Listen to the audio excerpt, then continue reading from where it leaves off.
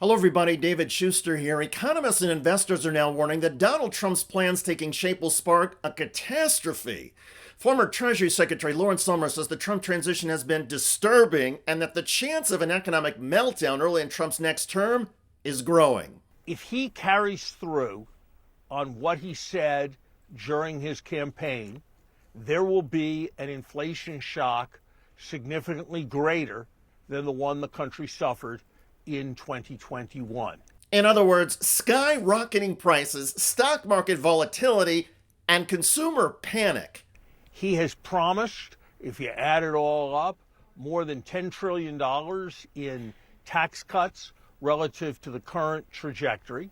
He has called into question by politicizing the credibility of the Fed. He said that the dollar needs to go down, not up, raising the price of every imported good. And much more importantly, on the supply side, he's called for pushing up all kinds of prices by putting an across-the-board tariff on, which will raise the price not just of imported goods, but of American goods that use imported goods as an input. And then there's the impact of deporting migrant workers. Carrying out the deportation would cost the government, through law enforcement or the military, tens of billions of dollars. And the removal of workers would cause a labor shortage, especially in the food industry, causing prices to go up sharply. The idea that it is a highly inflationary program, that generates about as much consensus among people who follow economic things as any proposition I can remember in the 40 years I've been doing this. And unity or agreement among economists is hard to find. Throughout Wall Street and among titans of industry who support Donald Trump, there is some hope that Trump will hear the concerns and scale back his plans. After all, Donald Trump's ego is the biggest when it comes to economic and financial matters, and there are multiple reports that the warnings being issued directly to Donald Trump and his transition team are intensifying. There is some belief that business leaders and others will talk him out of it and say, look, you'll ruin the economy if you do these things. It will damage your presidency. That's possible. Maybe it will narrow. But at least right now, they're talking big. They're acting like they're going to go through it. And these are, again, the signature promises of his campaign. So maybe, yes, maybe he'll cut a deal. Maybe he'll make it smaller. Maybe he'll take the win and move on to something else. But maybe not. And there are a lot of people in this country right now who are very afraid that he'll do exactly what he says. One of the first things Trump has promised is a robust deportation plan. And amidst those costs to the government and the economy, the Trump team is also planning to have the Republican Congress pass another round of tax cuts. Here's Bloomberg reporter Joshua Green. The first item on his agenda looks to be extending his 2017 tax cuts and maybe even cutting corporate taxes deeper than he did the first time around, which would be very exciting to his Wall Street contingent, to his billionaire contingent, but it could certainly help exacerbate inflation, as could a steep round of tariffs. So on the one hand, you could satisfy one half of the coalition, but if the cost of that was for prices, inflation, and interest rates to rise again, then a lot of the same working class voters who supported him 2 weeks ago could potentially turn on him and Republicans in the midterm elections and hand power back to the Democrats. But even before the political power swings back, tens of millions of Americans would suffer. During the Biden administration, unemployment stayed at historic lows, wage growth outpaced inflation, and the stock market rose by 35%. Half of all Americans have money in the stock market, primarily their savings. If the market crashes because of high inflation or other economic problems, the people who need their savings sooner rather than later will face hardships they were not counting on. In the big picture, there's another Trump plan that is already starting to hurt American consumers. Trump's overall platform is projected to widen the federal deficit, adding to the government's borrowing costs. The Committee for Responsible Federal Budget estimates that Trump's fiscal policies would add an extra $7.75 trillion in government debt over the next 10 years. The prospect of so much additional debt has already spooked investors, causing bond yields to rise sharply. Mortgage rates, which tend to follow the yield on 10-year treasuries, are also beginning to climb.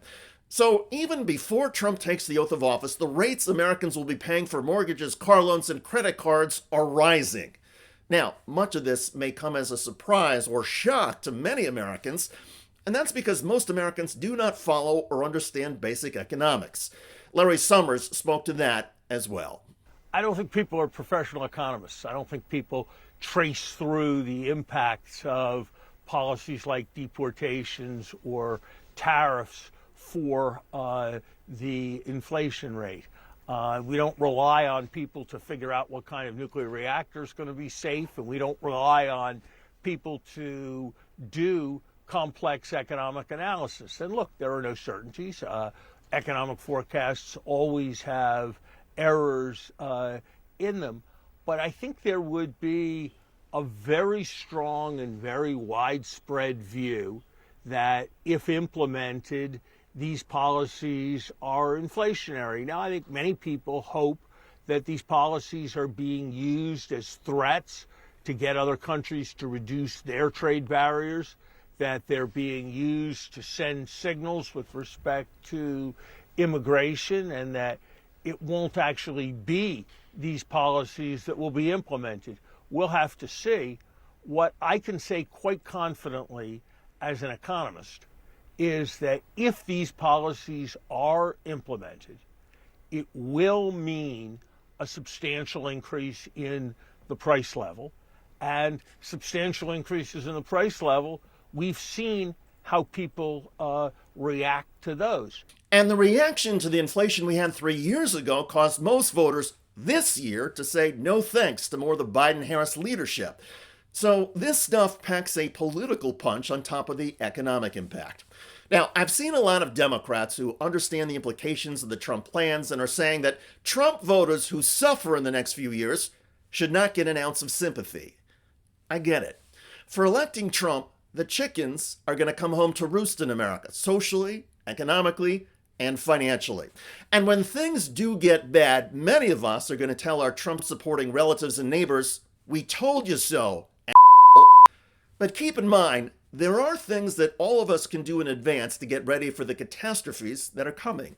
For example, you can diversify your financial and savings portfolio. If you own a business, start buying up supplies now before the tariffs make things more costly. And make sure you have a plan for who you can turn to in case you need help both financially and emotionally. It's easier to get through tough times when you have a solid support group, including friends and family. So reach out to people now. Tell them you are hoping for the best but planning for the worst. And most importantly, be good to yourself. Trump 2.0 is going to be challenging enough, so stay strong. By the way, even Fox News is now raising concerns about Donald Trump and his preferred team. When Susie Wiles took the job, you heard she says, one thing I'd said is, I don't want to see any the clown car. I always thought Matt Gaetz was in the clown car. So I'm surprised he'd be part of the starting lineup. Check out that video at the link below. It generated a lot of comments on YouTube. One of the most popular is from Mr. Gruff, who writes, "Never voted for Trump, and I will have zero sympathy for those that did when the consequences of their vote come crashing down on them." I hear you. I look forward to reading your comments about the growing panic among investors and analysts who say Trump is going to trigger an economic catastrophe. I'm David Shuster. Thanks for joining us.